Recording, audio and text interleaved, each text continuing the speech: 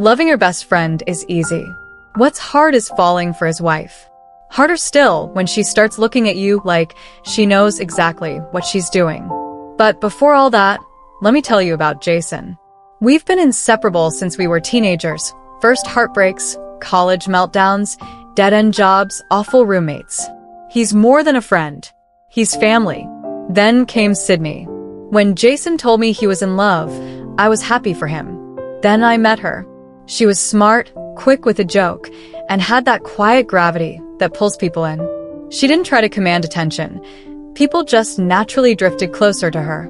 The first time I felt something shift between us was last summer, on one of our usual beach trips. Just the three of us in a rental by the ocean, like always. But that night, Jason got food poisoning and knocked out before 9. Sydney and I ended up on the porch, sharing a bottle of wine and listening to the waves. She asked about my ex, Bill, how I was doing after that wreck of a relationship. I tried to joke, but she didn't laugh. "You didn't deserve that," she said quietly. "I hope you know that." She held my gaze. I looked away. "Thanks," I said, barely audible. And I felt it. That pull. That awful, magnetic pull. How Sydney always chose the seat next to mine. How she'd text after I left, "Love talking tonight. You always make me laugh." How her hugs lingered just a little too long. Then came the hike. Sydney and I had talked about it for months. Finally, we made it happen. Jason was buried in work, so it felt harmless. The trail was quiet, peaceful, the kind of quiet that feels intimate, like the world's holding its breath just for you. When we reached the overlook, we stood in silence for a long moment. Then she looked at me, searching. "Sometimes," she said softly, "I feel more seen by you than anyone else." I didn't know what to say. That's when the guilt began, because I couldn't stop thinking about her. But every time I did, I saw Jason. His dumb, loyal grin.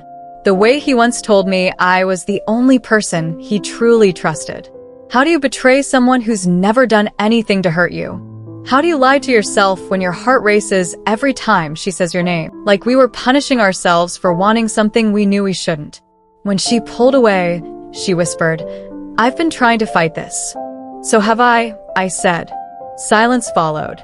Then she turned and left. Didn't say another word. I didn't stop her. I couldn't.